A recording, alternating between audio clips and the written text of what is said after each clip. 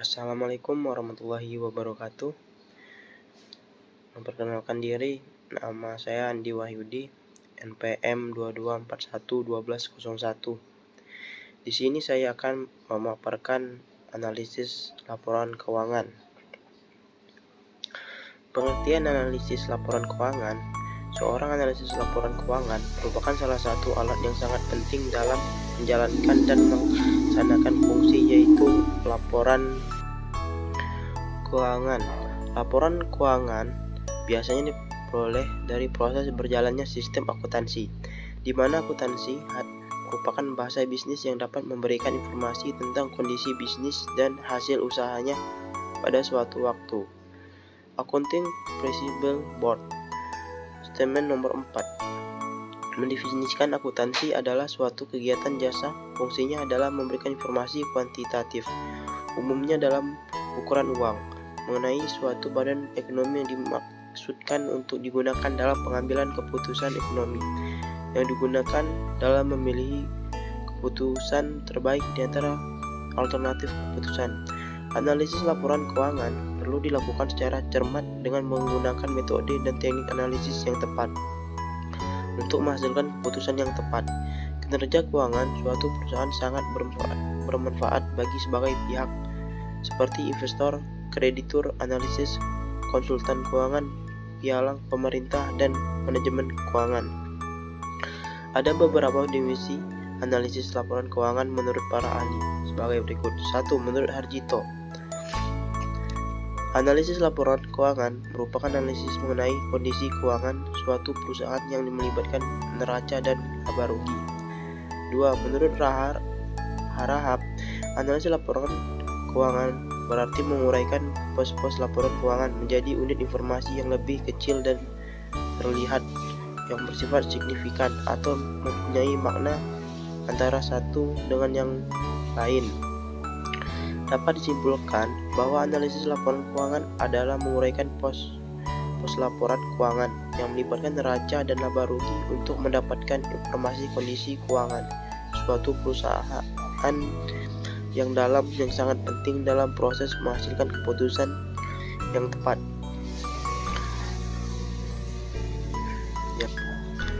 Perhitungan laba rugi yang menggambarkan jumlah hasil, biaya laba rugi atau perusahaan pada suatu periode tertentu. Laba rugi menghasilkan diterima perusahaan selama suatu periode tertentu, serta biaya-biaya yang dikeluarkan untuk menghasilkan hasil tersebut. 3. Laporan dan sumber penggunaan dana. Di sini dimuat sumber dana pengeluaran perusahaan selama satu periode. Dana bisa diartikan kas, bisa juga modal kerja. 4. Laporan arus kas. Laporan ini merupakan ikhtisar arus kas masuk dan arus kas keluar, yang mana formulir laporan keuangan dibagi menjadi kelompok-kelompok: kegiatan koperasi, kegiatan investasi, dan kegiatan pembiayaan.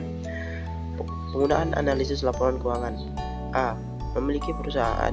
1. Menilai prestasi atau yang diperoleh manajemen. 2. Mengetahui hasil dividen yang akan diterima. 3. Menilai posisi keuangan perusahaan dan pertumbuhannya. 4. Mengetahui nilai saham dan laba per lembar saham. 5. Sebagai dasar untuk memprediksi kondisi perusahaan di masa mendatang. 6. Jadi dasar untuk mempertimbangkan menambah atau mengurangi investasi. B. Manajemen perusahaan. 1. Untuk mempertanggungjawabkan pengelolaan kepada pemilik.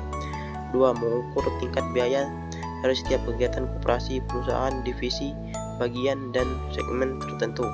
3. Mengukur tingkat efisiensi pada tingkat keuntungan perusahaan, divisi, bagian, dan segmen. 4. Menilai hasil kerja individu yang diberi tugas dan tanggung jawab. 5. Untuk menjadi bahan pertimbangan dalam menentukan perlu diambil kebijakan baru. C. Investor. 1. Menilai kondisi keuangan dan hasil perusahaan. 2. Menilai kemungkinan menanamkan dana. 3. Menilai kemungkinan menanamkan investasi dari perusahaan. 4. Menilai kemungkinan menanamkan divestasi atau menarik divestasi dari perusahaan. D. Kreditur dan banker. 1. Menilai kondisi keuangan dan hasil usaha perusahaan baik dalam jangka pendek maupun jangka panjang. 2. Menilai kualitas jaminan kredit atau investasi untuk menopang kredit yang akan diberikan. 3. Melihat dan memprediksi prospek keuntungan yang mungkin diperoleh dari perusahaan. 4. 4. Menilai kemampuan likuiditas, solvabilitas, rentabilitas perusahaan sebagai dasar dalam pertimbangan keputusan kredit. 5. Menilai sejauh mana perusahaan mengikuti perjanjian kredit yang sudah disepakati.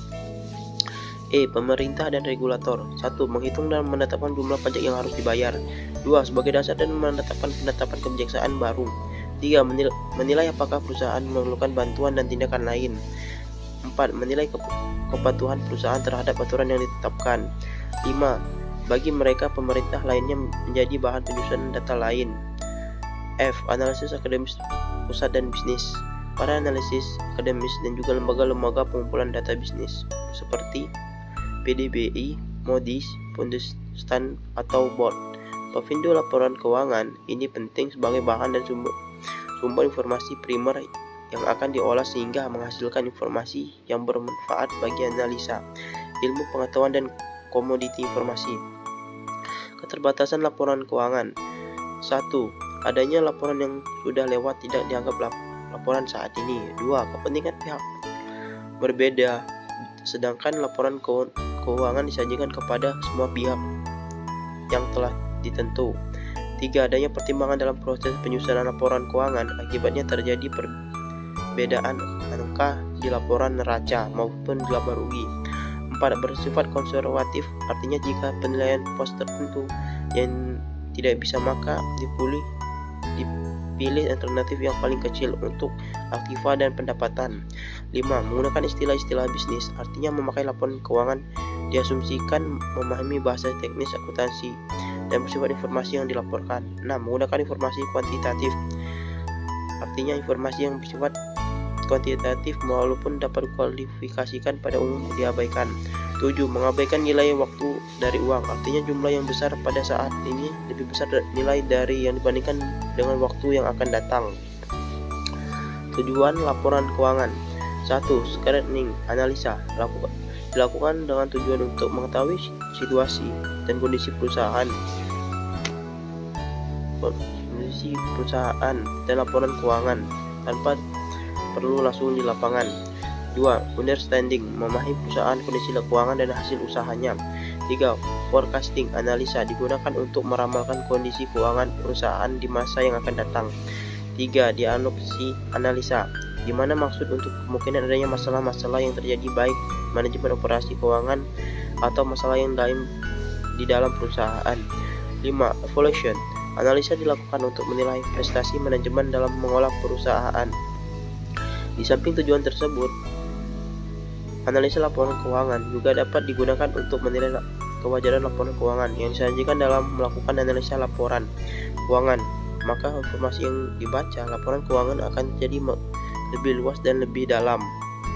Tujuan analisa laporan keuangan akan semakin berarti bagi pihak yang berkepentingan apabila telah diperbandingkan untuk 2 periode atau lebih dan telah dilakukan analisa lebih lanjut untuk memperoleh data yang akan mendukung dalam pengambilan keputusan. Analisa laporan keuangan dilakukan dengan melakukan pembelaan atau pembelajaran hubungan serta tendensi atau kecenderungan tren yang akan membantu dalam menentukan posisi keuangan perusahaan dan operasi perusahaan.